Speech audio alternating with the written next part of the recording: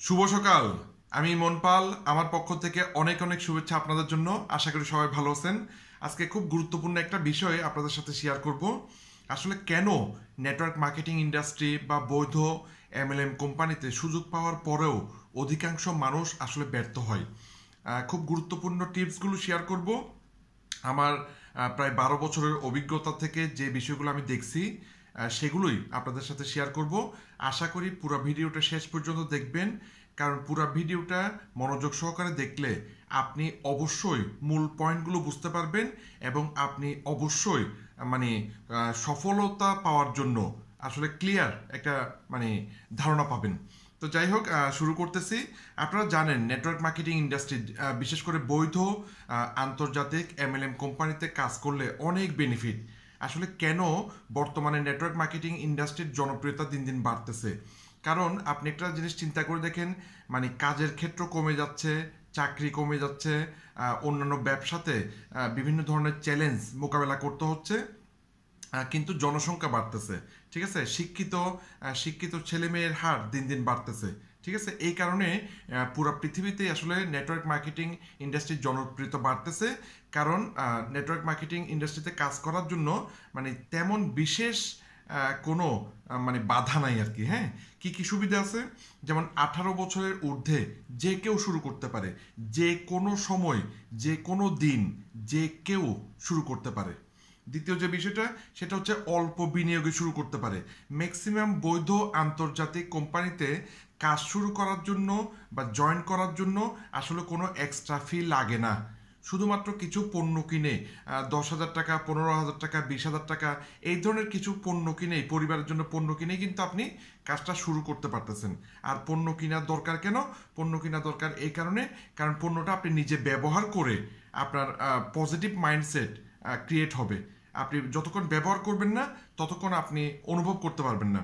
ব্যবহার করার পর যদি ভালো লাগে তাহলে আপনি কিন্তু ইজিলি সে বিষয়টা শেয়ার করতে পারবেন। এই কারণে কিন্তু পণ্য কিনা বাধ্যতামূলক।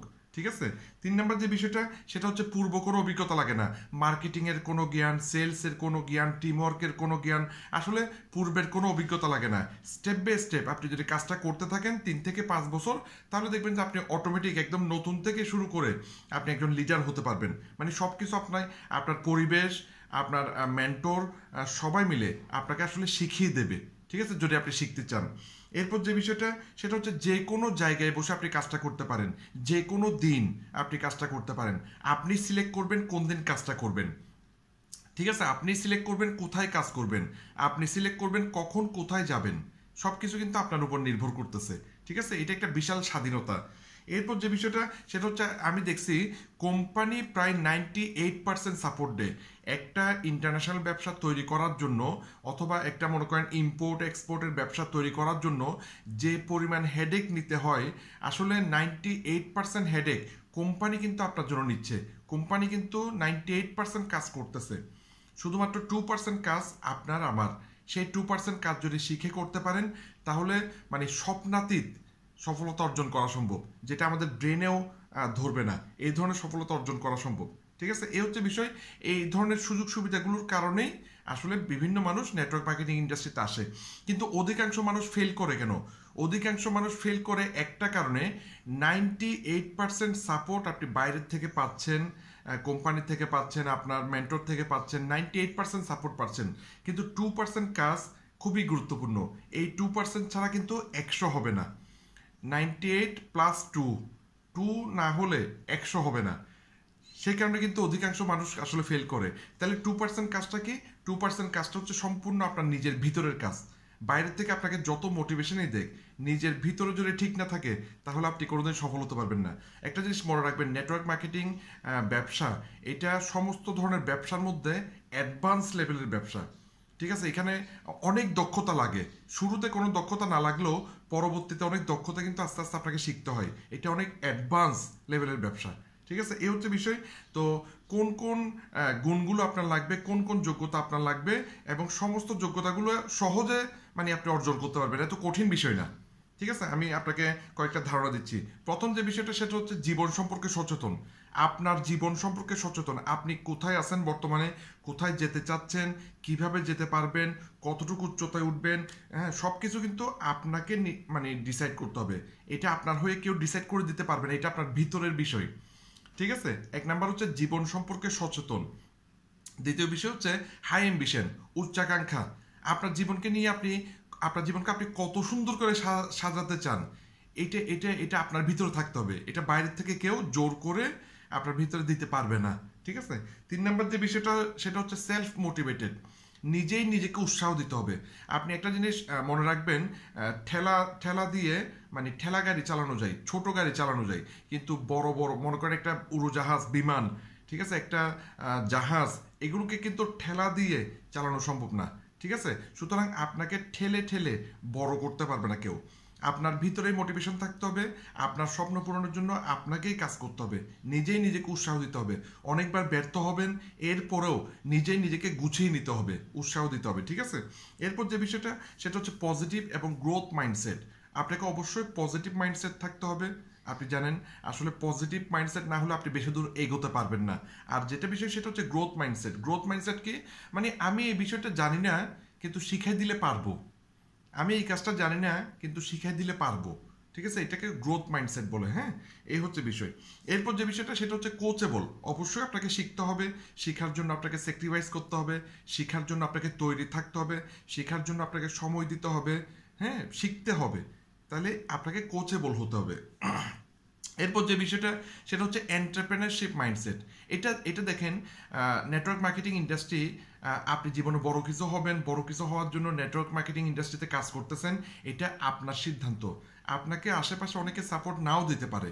হ্যাঁ, উদ্যোক্তাদেরকে স্বাভাবিকভাবে আসলে কেউ সাপোর্ট করে না, কারণ উদ্যোক্তারা মানে যেভাবে ভবিষ্যৎ দেখে, ফিউচার দেখে, এভাবে ওনার আশেপাশের আত্মীয় স্বজন বা ওনার পরিবার কিন্তু ওই ফিউচারটা দেখে না। ঠিক আছে, এই কারণে আসলে কেউ সাপোর্ট করে না। হ্যাঁ, সবচেয়ে বড় কথা হচ্ছে বুঝতে হবে এটা হচ্ছে পারফরমেন্স বেসড বিজনেস, মানে আপনাকে পারফর্ম করতে হবে। ঠিক আছে, এটা এমন কিছু না 9টা 5টা ডিউটি না, এই কাজ করবেন, এই কাজ করবেন, এই কাজ করবেন, আপনার বস বলছে আপনি করবেন, এটা কিন্তু সেরকম না। এটা মানে উদ্যোক্তা এই ব্যবসাটা প্রতিষ্ঠিত করার জন্য, এই প্রোডাক্টগুলো মানুষ জানার জন্য, টিম ওয়ার্ক করার জন্য, মানে আপনাকেই মেকানিজম করতে হবে। ঠিক আছে, কারণ এখানে বস কিন্তু আপনি। ঠিক আছে, সুতরাং এটা উদ্যোক্তা মানে মেন্টালিটি থাকতে হবে, এবং অবশ্যই আপনাকে এটা বুঝতে হবে যে আমি পারফর্ম করতে হবে। পারফর্ম না করলে আমি এখানে কিছুই পাবো না, আর পারফর্ম করলে আমি সব কিছু পাবো। ঠিক আছে, এটা পারফরমেন্স বেসড বিজনেস। হ্যাঁ, এরপর যে বিষয়টা সেটা হচ্ছে লার্ন অ্যান্ড টিচ। আপনাকে কন্টিনিউ শিখতে হবে, আপনার টিমকে শেখাতে হবে।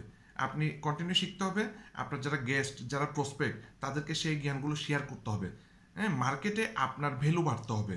ঠিক আছে, কোম্পানি কত বড় এটা আসলে ইম্পর্টেন্ট না, আপনি কত বড় সেটা ইম্পর্টেন্ট।